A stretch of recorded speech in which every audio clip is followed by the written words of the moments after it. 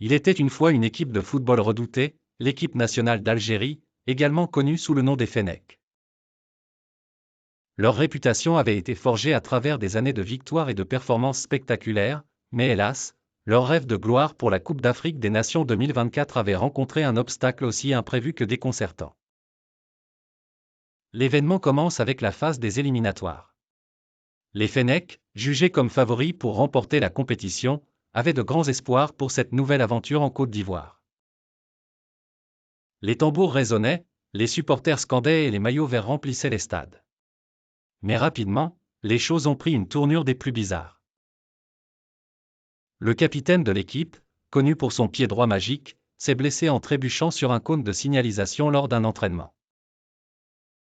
Comme si cela ne suffisait pas, l'entraîneur de l'équipe a décidé de remplacer le fameux 4-3-3 par une formation révolutionnaire de 2-2-6, laissant même les défenseurs perplexes. Les matchs clés des éliminatoires furent un véritable festival d'insanité. À commencer par un match désastreux contre une équipe de bas de tableau où l'Algérie, malgré sa suprématie technique, réussit à perdre le ballon plus de fois qu'un poulet sans tête cherchant sa direction. La goutte d'eau qui fit déborder le vase fut la rencontre ultime contre le rival du Sud.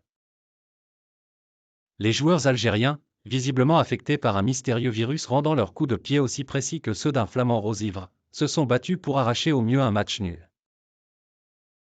Les critiques n'ont pas tardé à pleuvoir. Les commentateurs sportifs s'en sont donnés à cœur joie, comparant les tactiques de l'entraîneur à celles d'un chef cuisinier utilisant des ingrédients aléatoires pour préparer un couscous. Les fans, souvent passionnés mais cette fois franchement irrités, ont demandé la démission immédiate de tout le staff technique, suggérant même de faire appel à des marabouts pour lever le mauvais sort qui semblait peser sur l'équipe. Face à ce désastre, une question résonnait, que faire pour remonter la pente? Les experts proposèrent diverses solutions, impliquant souvent l'entraînement avec des lunettes de réalité virtuelle ou encore le recrutement de nostalgiques joueurs Aouta des années 80.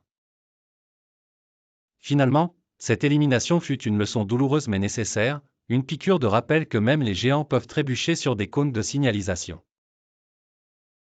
La route vers la rédemption sera longue mais les Fennecs sont résolus à rugir de nouveau. Fin.